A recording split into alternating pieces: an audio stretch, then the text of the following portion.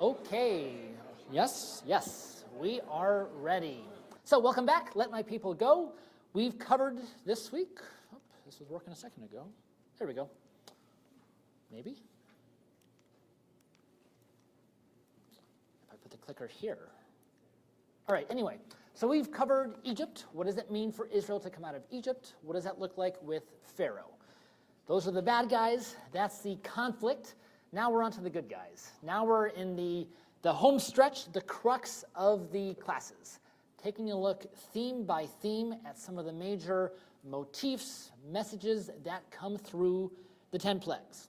So for the next 2 days, a warning, it may seem random at times. It may seem like we're jumping around. It may seem like we were talking about this, and now we're in a completely different area. But again, trust me, we don't want to be going verse by verse through this. It's very, very predictable. So we're going to hit some of the themes today. The ones we'll look at specifically are, this really is having problems. We're going to look at the structure of the plagues. The plagues have a lot of different ways that they're structured. We'll do a deep dive on boils. Plague number 6, we're going to deep dive into that one as essentially the example on how to study a plague. Then we'll look at the role of Israel versus the role of God and end up with houses. Houses come up frequently. First, we have a story.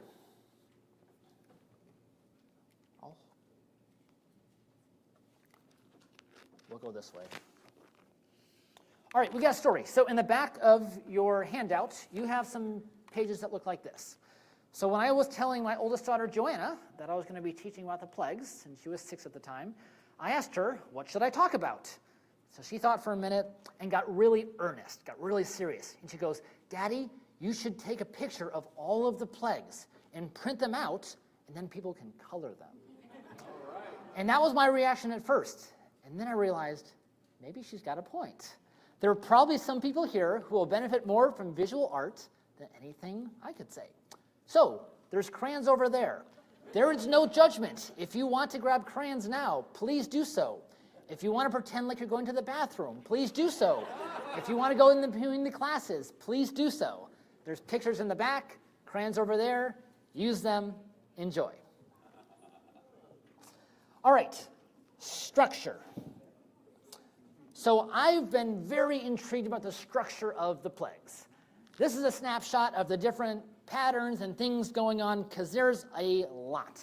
There is everything to ask for. Why is it sometimes that the hail is after the boils? Why are the flies before the cattle? Why does sometimes God talk to Moses and sometimes talks to Aaron? Why is Pharaoh there sometimes and other times Pharaoh's not there?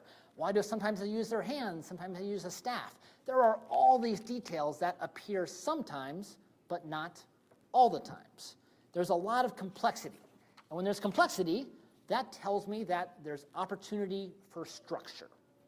So the first question would be the most common, which is, why 10? Why are there 10 plagues?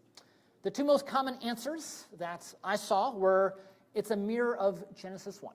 There were 10 words of creation that God spoke.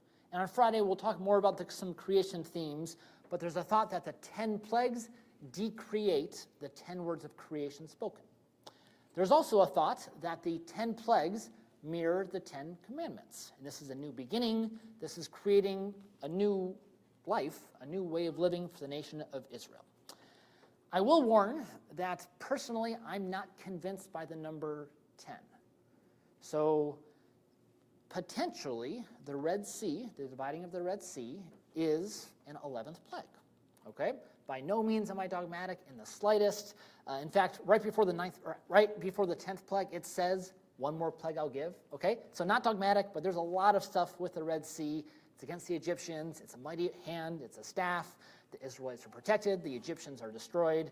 There's a lot of things with the Red Sea that look like a sign and wonder.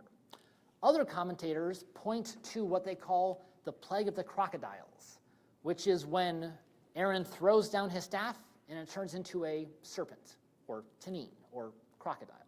So some people say that's a plague. You can look it up, documentary hypothesis. There's different ways to split up the plagues. My big takeaway was, if you try and build a huge schema based on the number 10, be really careful. Because if it turns out that it's not 10, you've built this house of cards upon nothing. Okay?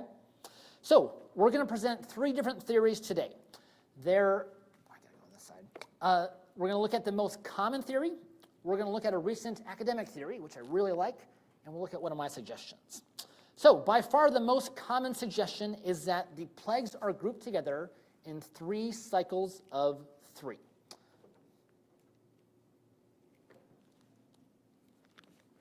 This is going to bug me all morning unless I figure this out.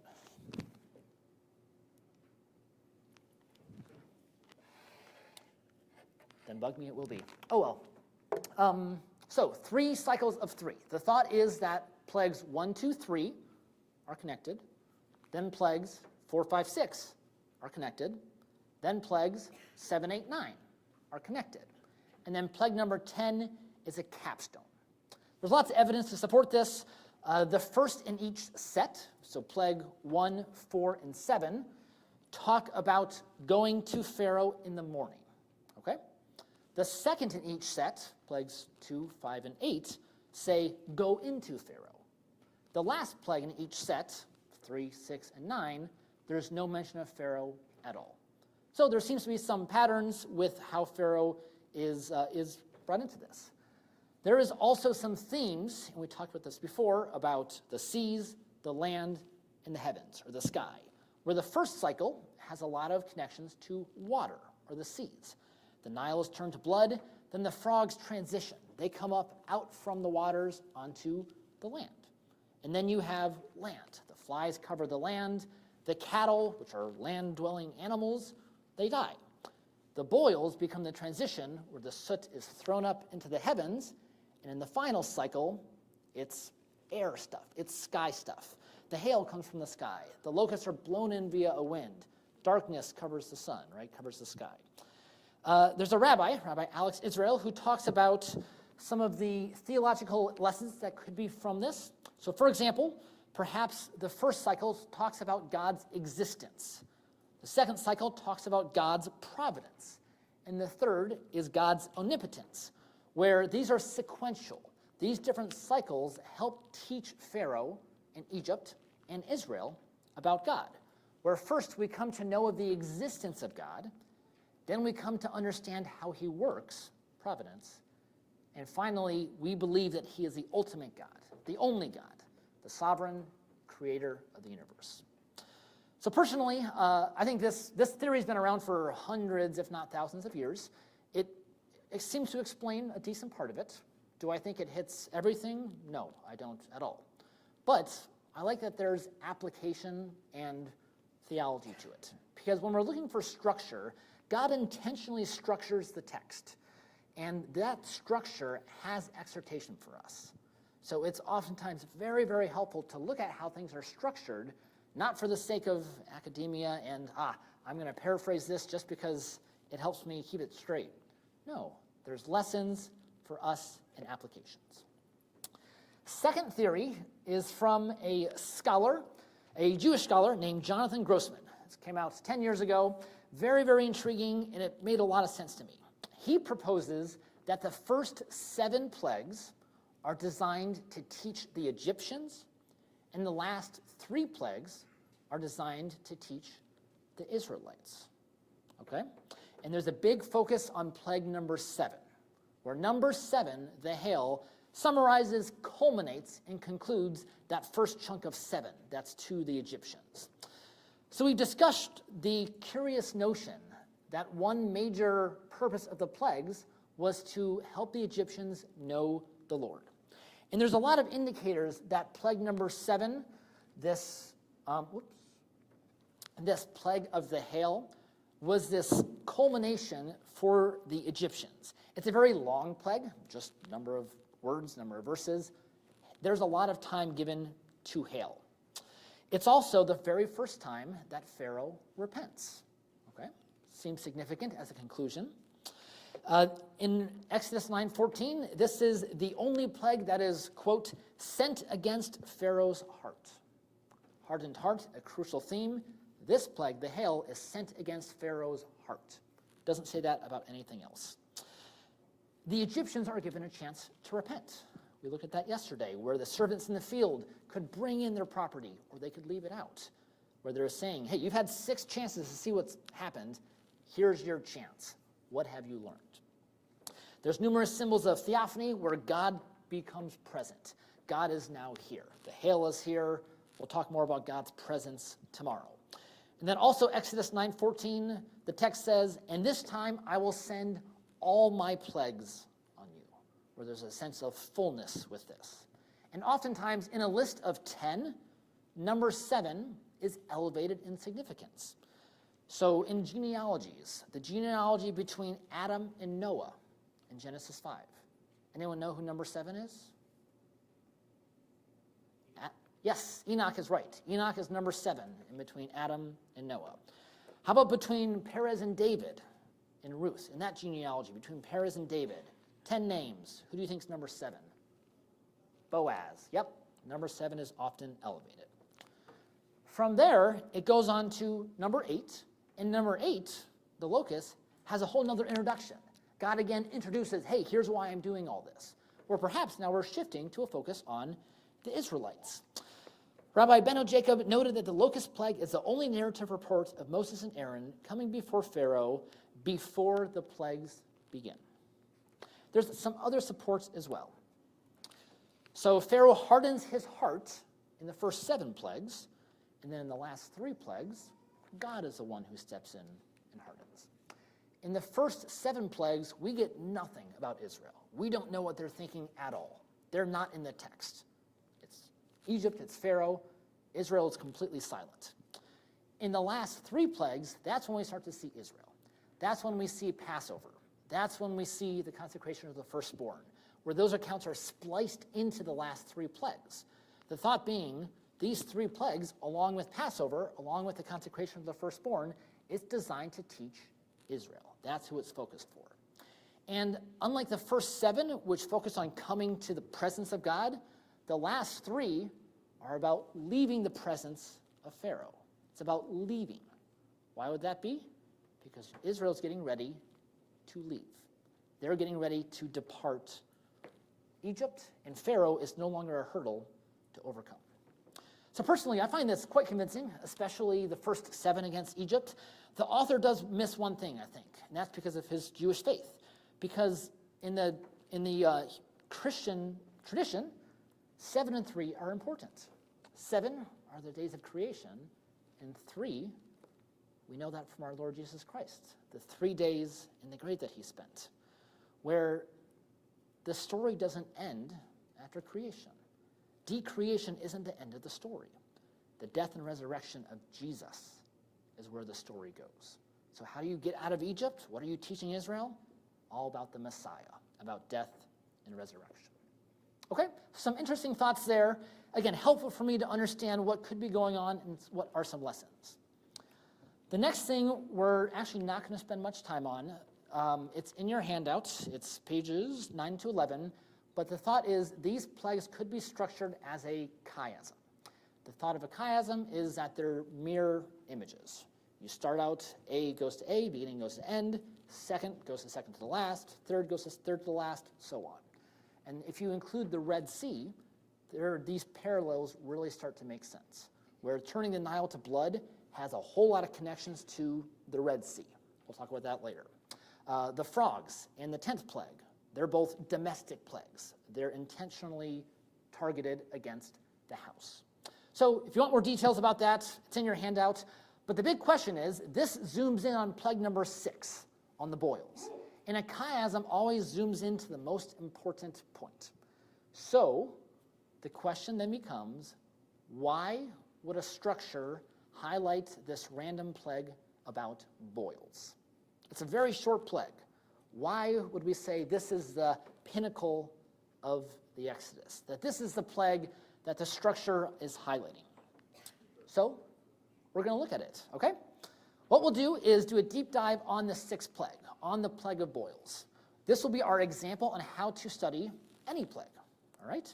And I think we'll see some really neat themes, some importance come out of this. We're going to start by reading the text.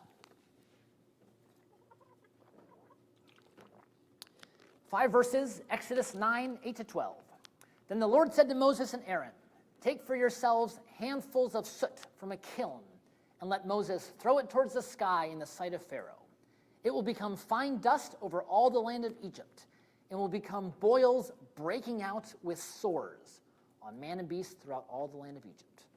So they took soot from a kiln and stood before Pharaoh, and Moses threw it towards the sky, and it became boils breaking out with sores on man and beast. The magicians could not stand before Moses because of the boils, for the boils were on the magicians as well as on all the Egyptians. And the Lord hardened Pharaoh's heart, and he did not listen to them, just as the Lord had spoken to Moses. This is a Bible student's dream. There are so many symbols in here. God easily could have said, plague number 6, the Egyptians got sick. We're done. Let's go on. No, that's not what happens. He goes through this whole charade, this whole act. I'm going to reach into a furnace. I'm going to take some soot from there, throw it up. It's in the sight of Pharaoh. He's watching all of this. Then it's going to come down. It's not soot anymore. Now it's dust. Dust is going to cover the land. It turns to boils, and then those boils, they turn to sores. All of these different things. It's a progression. And it just is calling out, let's dig in and let's figure out what's going on. So to start, this story reminds me of something. And it reminds us of lots of different things. But let me ask a targeted question to help you understand. When did fiery stuff, that's soot, come out of the sky and cover a wicked city? Oh, well done. Sodom and Gomorrah. Fiery stuff came down from the heavens. There are a lot of connections between plague number 6 and Sodom and Gomorrah. Let's go through some of them. Genesis 19:13, God destroyed Sodom and Gomorrah because the outcry of the city was great against the Lord. Just like how the cry of the Israelites in Exodus 2 came up to God, he looked down upon them to deliver them. What else? Genesis 19:24, the Lord rained brimstone and fire out of heaven. He rained soot from the sky, you could say. And their destruction, in Genesis 19:28, Sodom and Gomorrah's destruction rose like smoke from a furnace. And that word furnace is a very, very rare Hebrew word. It's used 3 times. Here, Sodom and Gomorrah, with the boils, and then somewhere else. All right? Very rare word, connection here with plague number 6. Peter talks about it also. And in 2 Peter, he says that Sodom and Gomorrah were reduced to ashes. Again, that concept of soot as an example to those who live ungodly lives. What happens after plague number 6? So we see this fiery stuff come out of the sky, right? It covers them, turns into boils. Then comes plague number 7, and it's hail. It's literal stuff coming out of the sky. Psalm 105 specifies the hail had fire flashing continually in the midst of the hail. So 6, the boils, that's the symbolic Sodom and Gomorrah. Then number 7 is essentially the literal Sodom and Gomorrah, where fire and hail come down from the sky. Okay? A lot of stuff here. That's symbol 1. Let's look at the dust. Okay? So fine dust. So the soot goes up and it comes down on dust. And dust covers the city. The city or land? I don't remember. Covers the land. So the question is, what does dust represent? If a prophet comes and throws dust all over you, are we happy or are we not? We're probably not, right? It's a mess, first of all. But symbolically, dust is mortality. It's death. Genesis 3, for you are dust, and to dust you shall return. Ecclesiastes 3:20, all came from dust, and all return to the dust. Dust is death. And there's more than that, too. In Isaiah chapter 5, it combines this fire with this fine dust. Isaiah 5 is about Israel's pending destruction due to their lack of knowledge. And we've talked about knowledge and how important knowing the Lord is. Because of their lack of knowledge and because they reject the Lord of hosts, God stretches out his hand, another reference to the plagues, to strike them down. And As a tongue of fire consumes stubble and dry grass collapses into flame, so their root will become rot and their blossom blow away as dust. It's not just Israel. When the destruction of Tyre is prophesied in Ezekiel 26, the dust raised by them will cover you. Your walls will shake at the noise of the cavalry. Why? Because, as Ezekiel 26:2 says, they took advantage of Israel in their lowly state. Again, callbacks to Egypt. Nahum chapter 1, verse 3 says, the Lord is slow to anger and great in power, and the Lord will by no means leave the guilty unpunished. In whirlwind and storm is his way. The clouds are the dust beneath his feet. Judgment is coming. Vengeance is coming. God's wrath is coming. And it's preceded by fine dust coming from the clouds. You even think about how the serpent in Genesis 3 was told, you will eat dust. This connection is with Leviathan and Pharaoh, a serpent in dust. Normally in the Bible, if someone spreads dust and ashes over themselves, it's good. You're repenting, right? Saying, I am but dust and ashes. Here, Moses has to spread the dust over Egypt. This is not like Nineveh, where Jonah preached, Nineveh repented. No. This is Moses saying, you should be repenting, you're not. Let me throw the dust on you. Okay? Another symbol with this, kind of in this level 1, are sores. So the dust comes down, it becomes it becomes boils. The boils break out into sores. Are sores good or bad? Probably not the toughest question of the week. They're not good, okay? There is no one to plead your cause, no healing for your sore, in Jeremiah 30 or Hosea 5, because he is unable to heal you or to cure you of your wounds. Sores, consistently in the Bible, you can't come back from sores. This is the final step. When you get to sores, it's essentially over with. Zechariah 14, at the very end, the sores come and they rot. Revelation 14, the bowls at the very end, covered with sores. When you get to the point of sores, this is the end. Okay? So, what is our level 1 lesson? You look at this fire coming from the sky, covered with dust, with death, and turns into sores. Well, the conclusion is not difficult. This is not good news for Egypt. This is death, destruction being prophesied for Egypt. Just as Sodom and Gomorrah was destroyed, so too will Egypt face coming destruction. It's a poetic warning shot, so to speak. And this passes the common sense test also. Again, if a prophet comes and throws dust and you get sores everywhere, it's not good, okay? That's a level 1, but there's a level 2. There's a level 2 interpretation also with this. So let's look at some more of the symbols. And we're going to start with a kiln or a furnace, depending on your translation. So, when you have fire in the Bible, when you have a furnace, it's typically one of two things.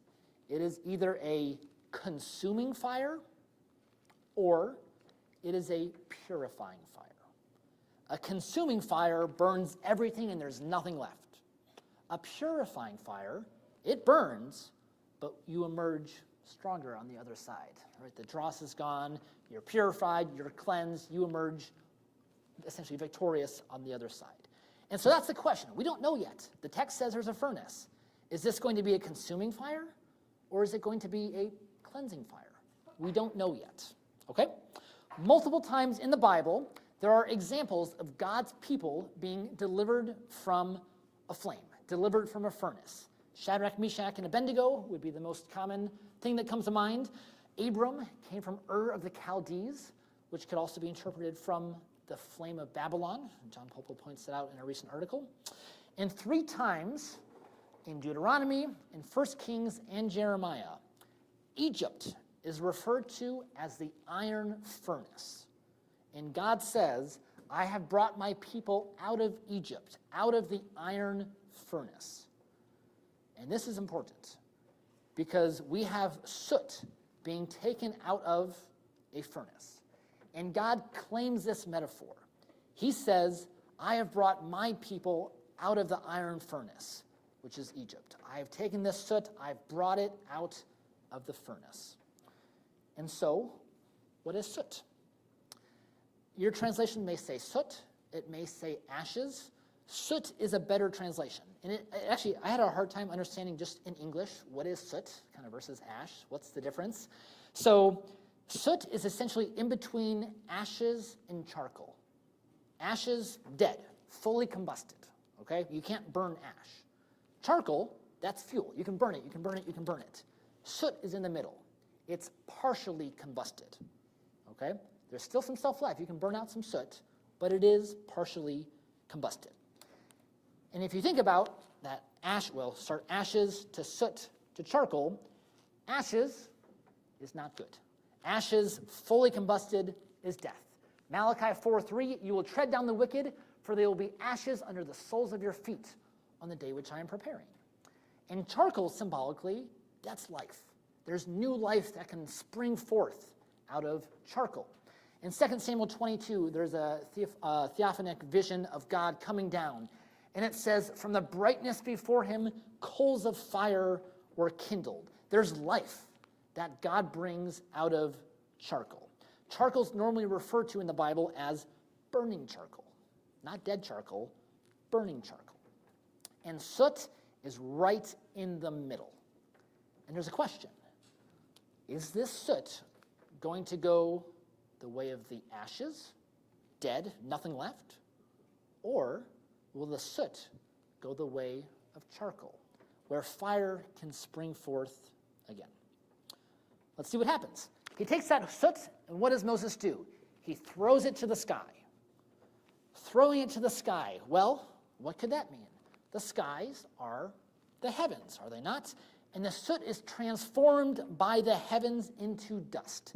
God takes what was in the furnace, those half-burnt remnants of Israel. They were beaten down, completely downtrodden, their spirit broken. And he takes what was left, that partially combusted soot, and throws it to the heaven. They escape from the furnace. They escape from the iron furnace of Egypt.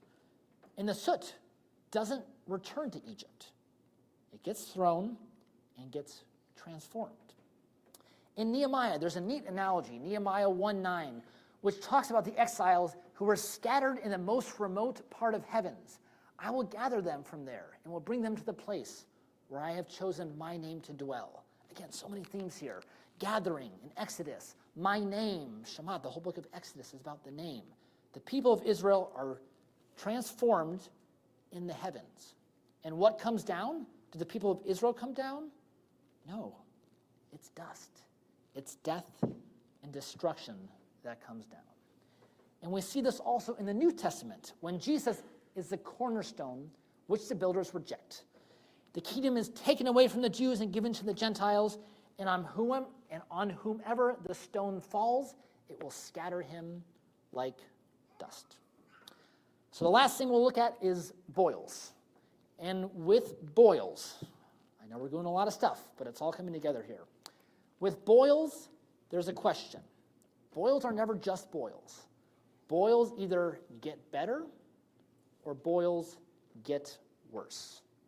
In Exodus, the boils break out into sores. And that Hebrew word break out has a sense of escalation, of progression. Instead of getting more manageable, instead of the boils getting smaller, the boils get worse. They become sores. The fruit of the boils are sores. In Leviticus 13, there's that kind of odd passage, that whole chapter about leprosy and scabs and boils, and it gets bigger, it gets smaller, and the priest checks it. The whole point of that chapter is what happens to the boils. It's not, oh, you have a boil, you're banished. No. Does the boil get bigger or does it get smaller? It's about escalation. Will the leprosy progress or not? When Hezekiah is stricken with boils, what happens to his boils? They're healed. A poultice is applied, his boils are healed, and he is given life, right? Job is inflicted with boils at the beginning of his discourse. And the question throughout the book of Job becomes, what's going to happen to the boils, essentially? What's going to happen to Job? Is he going to speak well of God? Or is he going to reject God. Are the boils going to get better, symbolically, or are they going to get worse? So, putting everything together, what does it mean to throw soot to the sky and have it come down as dust? Why did the boils turn to sores? Israel is the soot. They've been in the iron furnace of Egypt. God is testing them. They are burning. They are suffering. Yet their cry goes up to heaven, and the soot is thrown up to the skies. There, they're redeemed and resurrected. Now notice, first they had to be burned. They had to go through the fire. You could say they had to symbolically die first. Even a purifying fire is analogous to death. But via death, we are purified, cleansed, and can then live as a new man after the death. And that works for Israel, that works for us. Dying, being raised up via our baptism. That comes first. That's before salvation. But that's not all. Now the fine dust comes from heaven, which turns to boils, which breaks out into sores. And this is saying that now Egypt is going to take Israel's place in that iron furnace of dust and ashes. Israel was lowly. They were the humble ones. They're going to escape from this furnace, and Egypt will be brought low. Egypt will be tested with boils. They'll have a chance to repent. They fail that test. Pharaoh fails the test. His heart is hard. The boils progress into sores. And Pharaoh's rebellion leads to death, and he experiences the consuming fire of judgment and wrath that God sends upon his adversaries. So that's an example of a small 4-verse plague number 6. We're going to jump now, so take your minds, switch, throw it out, get ready, refocus, and we're going to talk about a different observation. We're going to take a look at a big picture observation. So the plagues were how God rescued and delivered Israel from bondage. That's how God saved Israel. And by extension, you can apply it to us. How does God save us from bondage to sin? Therefore, if we're interested in being saved, if we're interested in the salvific process, well, the plagues are important because that's how God saved his people. So what we're going to do is trace Israel's response throughout the plagues. As the plagues are happening, as Israel's being saved, what can we see about Israel's behavior? Not infer, not guess, what is actually there? So it starts out in Exodus 2, verse 23. And it's an interesting passage, if we look that up, Exodus 2:23. They're in bondage, and they cry out, Exodus 2:23. Now it came about in the course of those many days that the king of Egypt died. And the sons of Israel sighed because of their bondage, and they cried out. And their cry for help because of their bondage rose up to God. And what Ron Hicks points out is they don't cry out to God. It's a generic cry. They're crying. It's not to Elohim. It's not to Yahweh. They're just crying. They do cry out, but it's not to a specific God, really. The next time we see Israel is in Exodus 5. That's when Moses and Aaron say, "Let my people go." Pharaoh says, "No, you don't get any straw anymore." And then the foreman, the leader of Israel, they get mad because they had to deliver the same quota with less materials.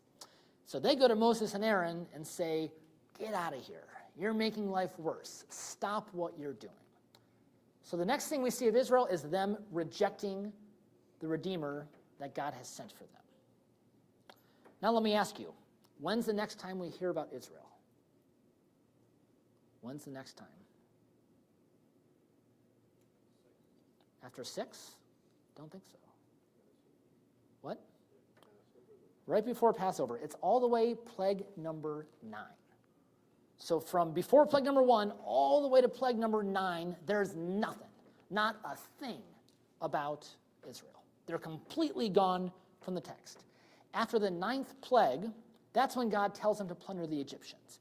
And then during Passover, during the last plague, is when this plunder of the Egyptians actually happens. And this is good. They do what they are supposed to do. God says plunder the Egyptians, and they do. What's happened in the year or whatever since? We don't know. We don't know at all. After this, we have Passover, and Israel, it explicitly says, obeys the Passover instructions. This is good. Well done, Israel. Similarly, well, not similarly, but contrastingly, their exodus out of Egypt, they leave Egypt, but God says, wait a second, we can't take you via the way of the Philistines. We can't go to the promised land, the most direct route. You're going to be too frightened. So let's go around. And Israel proves them right, because when they come to the Red Sea, the Egyptians are there, they freak out. So we'll call that a demerit. The last thing we see is Israelites crossing the Red Sea. In Hebrews 11 does say, by faith, they went through the Red Sea. And they went through the midst of the sea on dry land. So overall, not the most impressive showing from Israel. They have moments of faith, Passover, crossing the Red Sea, and these shouldn't be discounted. But there's a ton of nothing. Things that we don't know. They're not characters. They don't play a seat. The focus isn't on Israel. Moses was called to be a god to Pharaoh. He was also called to be a god to Aaron. The plagues were aimed at both the Egyptians and the Israelites. I was talking to Trent a couple months ago about Pharaoh's hardened heart, showing the hardened heart of Israel. You have the law written on hard stone tablets, and later God says that the law will be written on human hearts, the human hearts made of flesh. Jesus being that word made flesh, the embodiment of this. But in the narrative, the plagues just aren't interested in Israel. So what are they interested in? The signs and wonders of God. They are very interested in God, because in the salvation process, who's it about? It's about God. It's not about me. It's not about you. Salvation is about God. In Exodus 6, when God is preluding the deliverance, he has 7 I will statements. I will bring you out. I will deliver you. I will also redeem you. I will take you for my people. I will be your God. I will bring you to the land, and I will give it to you for a possession. For I am the Lord. This is how deliverance happens. The question isn't how do I get to the kingdom? The question is, what is God's plan to redeem, rescue, and save humanity? It's about giving us freedom when we don't deserve it. It's about the Redeemer, be that Moses or Jesus, exalting and manifesting God in his will. It's about God conquering and exceeding over Leviathan. It's about grace. Israel did not deserve God's salvation, yet God demonstrated his love for them while they were still sinners. This is the essence of the gospel. This is the essence of the New Testament gospel, the essence of the Old Testament gospel. It's the essence of Paul's writings. Exodus is supporting this important role of grace. Now, they're not passerbys. They still have things to do. We are saved by grace through faith.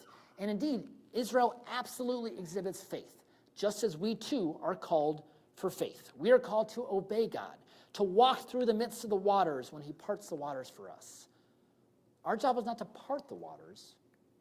Our job is to trust God and walk through them. Our job is not to part the waters. Our job is to trust God and walk through them. Second thing Israel did is they wanted to leave Egypt. They cried out. And we too must have that desire to leave our bondage. We want to be saved. We must have that desire. And when God said, okay, Israel, time to go, they were ready. So often we think it's us. We're the ones who deliver ourselves out of slavery. But the bottom line is that God is sovereign. He is the one who saves, full stop. We show faith, and God saves. It's true in Exodus, it's true in the life of Christ, and it's true in our lives today. The final observation for today, in the last 5 minutes we have, is about houses, okay? There's a motif of houses. And again, reframe your minds. We're jumping again, kind of closing with a little devotion here for the last 5 minutes. Houses keep coming up in the plagues. Pharaoh's name actually means great house, okay? When God delivers Israel out of Egypt, he says, I am the Lord your God who brought you out of the land of Egypt, out of the house of slavery. or out of the house of bondage. He adds that appendix in multiple times, that he delivered them from the house of bondage. And once Israel leaves Egypt, what happens in the rest of the book of Exodus? They build a house. They build a tabernacle. And all throughout the plagues, we're not going to go through this, plagues 1, 2, 4, 7, 9, houses, houses, houses, houses. For example, number 2, the frogs, they enter the houses, they enter the bedrooms, they enter the beds, they enter the ovens, they enter the kneading bowls, where the house of Pharaoh is being invaded. And we can also think about Passover. The feast of Passover is in homes. There's one lamb per household. The blood is on the lintel of houses, and that blood shall be a sign on the houses where they live. They were to remove leaven from houses. They couldn't leave the door of their house until morning, for God spared our homes, it says. The destroyer went into houses to smite them. So looking at Pharaoh's house, in plague number 1, when the Niles turned to blood, it says he turned and went into his house with no regard. That's where he felt safe. He was in his place of power in his house. But it didn't take long. Plague number 2, in comes the frogs. God can reach into that house of Pharaoh. And this is contrasted to the house of God. The house of God, you can think about places like Eden, the tabernacle, the temple, the New Jerusalem, places where God dwells, where humanity communes with the divine. Even the name Bethel, the city Bethel, house of God, it becomes the religious center in Israel. All throughout the Old Testament, Bethel is that religious center. And ultimately, the symbol of the house of God is fulfilled in Jesus, who is the great high priest over the house of God in Hebrews 10, because we are the people of God, and we are God's temple. We become God's house in the New Testament. And this is how the earth will be filled with the knowledge of the glory of the Lord as the waters cover the sea. When God will be all in all, his glory in his house will be manifested throughout the entire earth. When the future earthly reality will reflect the present heavenly glory of God's house. And so, we once more have a choice. Do we seek comfort in the house of Pharaoh, or do we seek comfort in the house of God? And this choice keeps coming up in the later plagues. The house of Pharaoh, darkness. The house of God, light. The house of Pharaoh, death of the firstborn.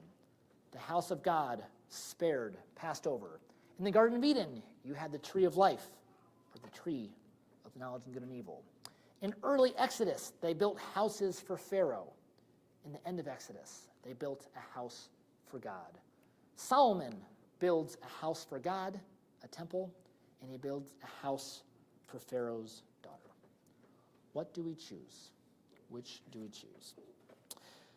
Ultimately, and I'll skip through, there's a neat connection to Luke 11, the Beelzebub passage, where the house of God stands united. Because what we see with Beelzebub is a house divided against itself cannot stand. And the house of Pharaoh becomes divided. The magicians, the servants of Pharaoh, the Egyptian people, the army, they lose their faith in Pharaoh. And they start seeing this isn't going to work. There's a finger of God at play, the hand of Yahweh. And in the end, we're exhorted to turn towards the house of God. One thing I have asked from the Lord, that shall I seek, that I may dwell in the house of the Lord all the days of my life, to behold the beauty of the Lord and to meditate in his temple.